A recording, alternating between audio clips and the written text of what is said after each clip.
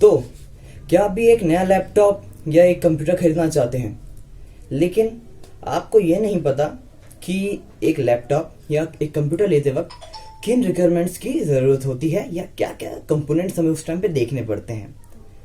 तो मैं अभी आपको उन्हीं चीज़ के बारे में बताऊंगा कि आखिरकार एक नया कंप्यूटर या एक नया लैपटॉप लेते वक्त आपको किन चीज़ों की ज़रूरत होती है या क्या चीज़ें आपको उसमें देखनी चाहिए। क्योंकि ऐसा होता है कि जब स्टूडेंट एक नया लैपटॉप लेना चाहता है या कोई भी बंदा एक नया लैपटॉप लेना चाहता है, जिसको इन चीज़ों की ज़्यादा जानकारी नहीं है, वो कुछ भी उठा लेते हैं। वो उसके बजट में हो या ना हो, उन्हें कुछ आइडिया नहीं होता। कई बार होता है कि एक महंगा लैपटॉप ले लेते हैं बट वो उनके काम नहीं आता, क्योंकि उनमें उनके हिसाब की रिक्वायरमेंट्स नहीं होती। अब आप जब किसी लैपटॉप या कंप्यूटर को देखते हो, उसके अंदर आपको अलग अलग तरीके की प्रोसेसर दिखते हैं, like i5, i7, i8, i9। अब बंदों को नहीं पता ये क्या होता है। अगर आप जनरेशन की बात करो तो अभी 10 जनरेशन तक आ चुका है, लेकिन बच्चों को या जिनको जानकारी नहीं है उनको ये नहीं पता कि आखिरकार जनरेशन्स क्या होती हैं, कंप्यूटर में जनरेशन क्या काम करता है, रैम कितनी होनी चाहिए, कितनी नहीं, कितनी रिक्वायरमेंट होनी चाहिए। अगर मैं 50,000 रुपये दे रहा हूँ तो मुझे कहाँ तक का माल मिलना चाहिए, कैसे कैसे मेरे को कंप्यूटर के पीस मिलने चाहिए, तो मैं आज आपको यही बताऊंगा। तो यहाँ पे बताने से बेटर मैं यही होगा कि मैं अपने डेस्कटॉप पे आपको ले जाऊं और एक लाइव किसी भी लैपटॉप में आपको उनकी स्पेसिफिकेशन दिखाऊं और आपको ये दिखाऊं कि किन किन चीज़ों की आखिरकार ज़रूरत होती है एक लैपटॉप को खरीदते वक्त। Thank you. तो चलिए मेरे लैपटॉप पे। ओके, तो अभी हम लोग मेरे लैपटॉप की डेस्कटॉप पे आ चुके हैं। मैंने यहाँ पे एक पीसी पहले से निकाल के रखा है, ठीक है। तो अगर आप किसी पीसी को लेने जाते हो तो आपको कुछ चीज़ें देखने को मिलती हैं, like core i3 7 generation 8 GB या SSD या विंडो 10, ये सब क्या है।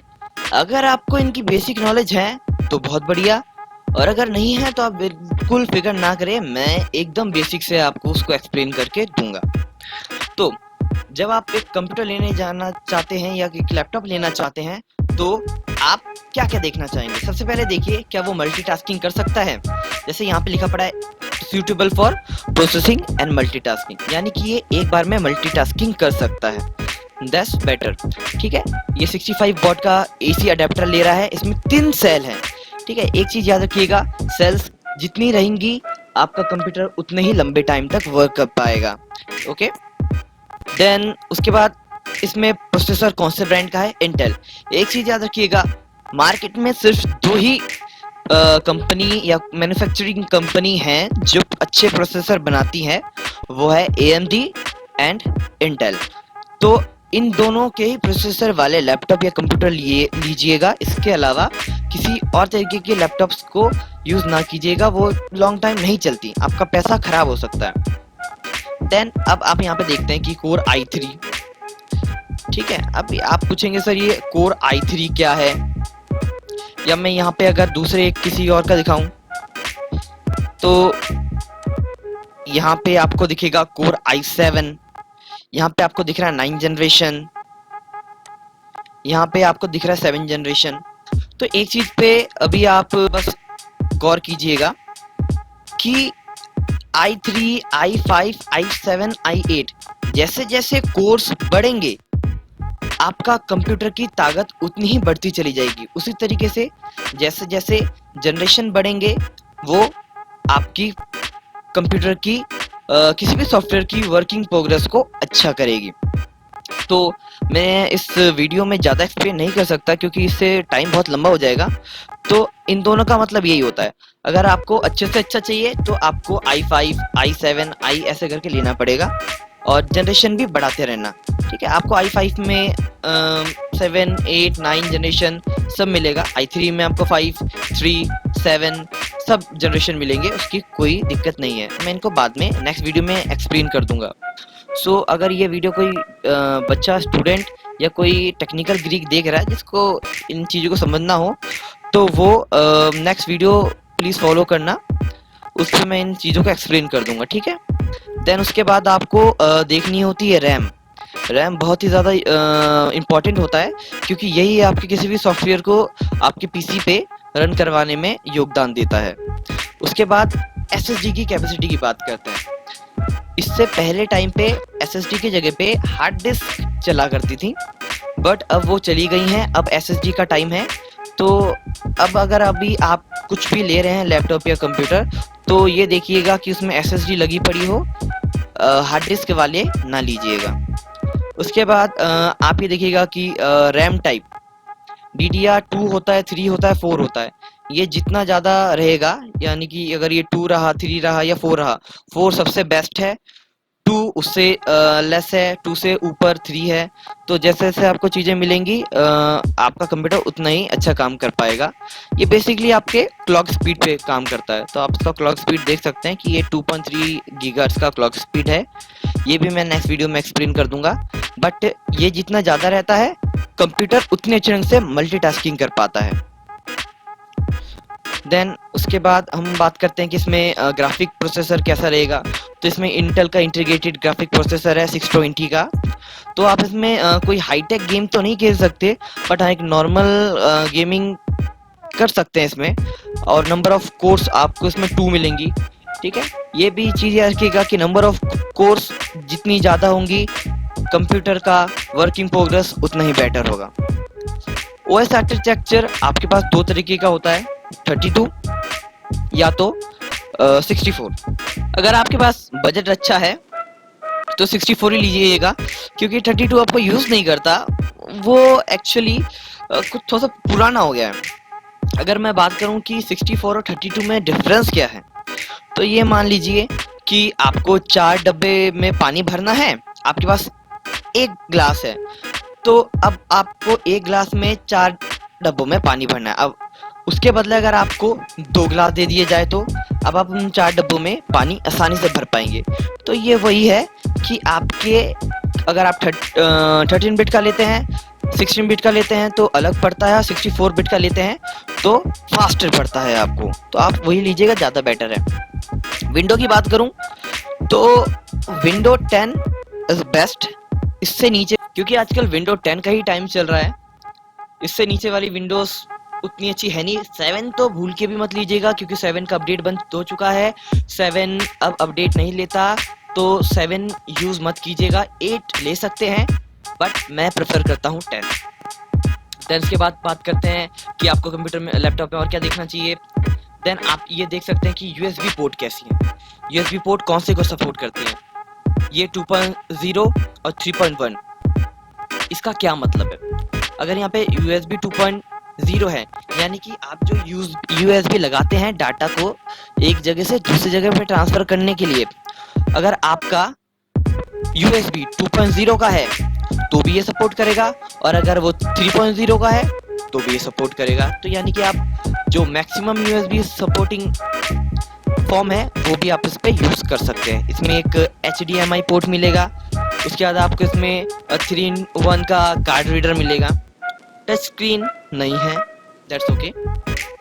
देन बात करते हैं स्क्रीन साइज की, तो 35.56 इंच का, यानी कि सेंटीमीटर का, यानी कि 14 इंच का अच्छा खासा आपको एक स्क्रीन मिलेगा। रेजोल्यूशन की बात करते हैं तो 1366 इंटू 768 पिक्सल का आपको रेजोल्यूशन मिल रहा है। स्क्रीन टाइप HD LED है, ठीक है। और स्पीकर है इसके अंदर इनबिल्ट, माइक आपको इनबिल्ट मिल रहा है, साउंड स्टूडियो स्पीकर का है। आपको इसके अंदर ब्लूटूथ मिलेगा 4.2 वर्जन का। इसमें आपको वायरलेस सपोर्ट भी मिलेगा, यानी कि वाईफाई कार्ड इसके अंदर रहेगा, इथरनेट कार्ड भी इसके अंदर रहेगा इंटीग्रेटेड, तो बहुत ही बढ़िया है। देन ये सब चीज़ें तो वेट हैं, इनका कुछ ज़्यादा आपको नहीं चाहिए होता, क्योंकि बेसिकली हमें तो लैपटॉप चाहिए। वेट तो ऐसा तो है नहीं कि हम लोग लैपटॉप का वेट नहीं उठा सकते। लैपटॉप का जितना भी वेट हो हम उसको ईजिली कैरी कर सकते हैं, कोई बड़ी बात नहीं है। तो अगर आप सोच रहे हैं कि आपको एक लैपटॉप या पीसी लेना है, तो मैं आपको प्रेफर करूंगा कि डेल, HP या लेनोवो, ऐसी जो नामी कंपनियां हैं उन्हीं का लीजिएगा। किसी और कंपनियों का ना लीजिएगा, क्योंकि वो इतना लॉन्ग टाइम काम नहीं करती हैं। और अभी खैर क्योंकि लॉकडाउन का टाइम चल रहा है, इसके बाद थोड़ा सा टाइम लगेगा लोगों को सेटल होने में। तो मैं चाहूँगा कि आप जो भी चीज़ ले वो लॉन्ग टाइम तक आपकी मदद करे। देन बात करते हैं गेमर्स की। तो अगर कोई बंदा गेमिंग लैपटॉप लेना चाहता है तो उसको हल्की सी अलग चीज मिलेगी, तो उसकी भी बात कर लेते हैं। देन यहाँ पे आप देख सकते हैं कि पावर सपोर्ट 150 वॉट का है, जहाँ पे हम नॉर्मल कंप्यूटर का एक 65 वॉट का था। इसमें 3 सेल है, दैट्स गुड। इसमें एमएस प्रोवाइड नहीं कर रहा, वो कोई नहीं। अब बात करते हैं कि डेडिकेटेड ग्राफिक मेमोरी क्या होता है। तो जो ऐसे कि इस नॉर्मल वाले में था, इसमें भी ग्राफिक कार्ड था, लेकिन इसका जो ग्राफिक कार्ड है वो इंटरनली जो भी कंप्यूटर के अंदर सिस्टम रहेगा उसकी हेल्प से चलता है। लेकिन गेमिंग लैपटॉप में आपको HDD+R5 का एक डेडिकेटेड यानी कि अलग से, जिसका सिस्टम से कोई लेना देना नहीं होगा, आपको एक ग्राफिक सपोर्ट मिलेगा, जो कि और उसकी कैपेसिटी होगी मेमोरी की 4 GB की, यानी कि आप 4 GB की कैपेसिटी वाला GDDR5 डेडिकेटेड ग्राफिक का आपको इसमें सपोर्ट मिल रहा है, यानी कि आप इसमें हाई टेंशन गेम खेल सकते हैं। इंटेल का प्रोसेसर है, कोर i7 है। आपको मैंने बता दिया है कि कोर किस तरीके से वर्क करता है, आपको इसका एक्सप्लेनेशन मैं नेक्स्ट वीडियो में दूंगा, बट मैंने ये बता दिया है कि कोर जितना ज़्यादा रहेगा उतना बेटर रहेगा। देन बात करते हैं जनरेशन की, तो इसमें 9th जनरेशन है, अभी तो 10th जनरेशन तक आ चुका है, और i7 दैट्स गुड। उसके बाद SSD जैसा कि उसमें सपोर्ट कर रहा था इसमें भी कर रहा है। इसकी कैपेसिटी 512 GB की है। तो मेरे को यहाँ पे SSD थोड़ी सी इसकी बेकार लगी, क्योंकि अगर मैं इसकी बात करूँ तो इसमें एक नॉर्मल होते हुए 256 GB की SSD है। ये एक लैपटॉप है और कहते गेमिंग लैपटॉप है, और इसका प्राइस 72 है। ठीक है, अपने प्राइस के हिसाब से ये सही दे रहा है, ऐसा कुछ वो नहीं है, अपने प्राइस के हिसाब से सही दे रहा है। रैम की बात करते हैं तो 16 GB का आपको रैम का सपोर्ट मिल रहा है, DDR4 का सपोर्ट है, यानी कि आपकी रैमिंग में जो भी डाटा की प्रोसेसिंग होगी वो बहुत फास्ट होने वाली है, तो इसमें भी आपको कोई दिक्कत नहीं होगी। आपका ऑप्टिमाइज मेमोरी 32 GB का है। देन प्रोसेसर वेरिएंट आपका 9750 हर्ट्ज का मिल रहा है। उसके बाद बात करते हैं कि चिपसेट क्या होता है।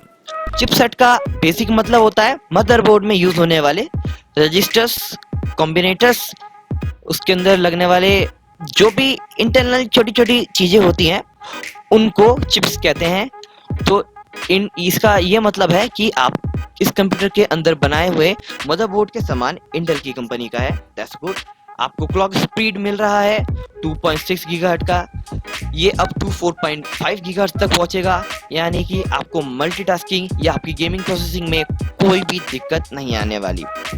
ग्राफिक प्रोसेसर एनवीडिया का GeForce GTX 650 है। ये मेरे हिसाब से ग्राफिक की दुनिया का बादशाह है।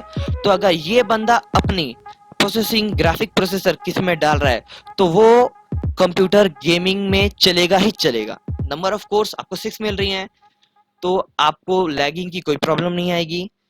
आर्किटेक्चर 64 का है, विंडो 10 डली हुई है, USB पोर्ट है 2 2.1 की 0 के, USB 3.1 का एक है, और इसमें टाइप C का भी एक है। उसके बाद HDMI पोर्ट भी है। टच स्क्रीन नहीं है, साइज आपको यहाँ पे मिल रहा है अच्छा खासा, पिक्सल्स में अच्छे खासे हैं। ब्लूटूथ मैं बोलूँ तो वर्जन 4.5 है, जैसे कि मैंने आपको एक पहले दिखाया था। इसका ब्लूटूथ वर्जन 4.2 है, जबकि इसका ब्लूटूथ वर्जन 5.0 है, यानी कि गेमिंग केस में आपको अगर किसी भी तरीके की कोई भी डिवाइस बिना कनेक्शन के लगानी हो तो बहुत अच्छे ढंग से काम करेगी। इथरनेट काम कर रहा है, डायमेंशन अच्छा है, वेट 2.14 kg का है, तो इतना भी कुछ ज़्यादा हैवी नहीं है अपने हिसाब से। डिस्क ड्राइवर्स में अवेलेबल नहीं है। वेबकैम है, कीबोर्ड इसमें आपको मिलेगा इम्यूनिटेड, बहुत बढ़िया। उसके बाद ब्लैक किट कीबोर्ड है, आपके लिए बहुत बढ़िया है। पॉइंटेड टच पैड है लैपटॉप के, सो वो भी आपका बहुत अच्छा काम करने वाला है। इसमें कुछ और एडिशनल फीचर्स हैं, लायन की बैटरी यूज हो रही है। तो खैर मैं ज़्यादा इसका रिव्यू नहीं करूँगा, आपको मुझे बेसिक बताना था, अब मैंने आपको बेसिक बता दिया है। उम्मीद करता हूँ कि अब आपको समझ आ गया होगा कि कौन सा कंपोनेंट किस काम के लिए आता है और आपको किस तरीके से अपने कंप्यूटर को चूज करना है। तो थैंक यू। तो मुझे उम्मीद है जो भी मैंने अभी आपको बताया आपको वो चीज़ समझ आ गई होंगी, और अभी आपको इतना बेसिक नॉलेज हो चुका होगा कि एक कंप्यूटर या एक पीसी को लेते वक्त आपको किन किन चीज़ों की ज़रूरत पड़ेगी। अब आप अपने अकॉर्डिंग उन चीज़ों को समझ के ले सकते हैं। और मैं अपने चैनल में टेक्निकल चीज़ें और हैकिंग से रिलेटेड चीज़ें डालता रहता हूँ। तो अगर आप एक स्टूडेंट हैं या एक टेक्निकल ग्रीक है जिनको नई नई चीज़ों को सीखने के इंटरेस्ट आता है, तो आप मेरे चैनल को सब्सक्राइब कर सकते हैं। और अगर मेरा वीडियो आपको अच्छा लगा हो तो उसमें लाइक कीजिएगा। और हाँ, अगर आपको किसी भी तरीके की कोई क्वेश्चनिंग हो या अगर मेरे वीडियो से आपको भी कुछ समझ नहीं आया हो, किसी प्रकार का कोई भी डाउट हो, तो मुझे को कमेंट करके पूछिएगा। मैं कमेंट का आंसर खाली टाइम पे ज़रूर दूंगा। Thank you.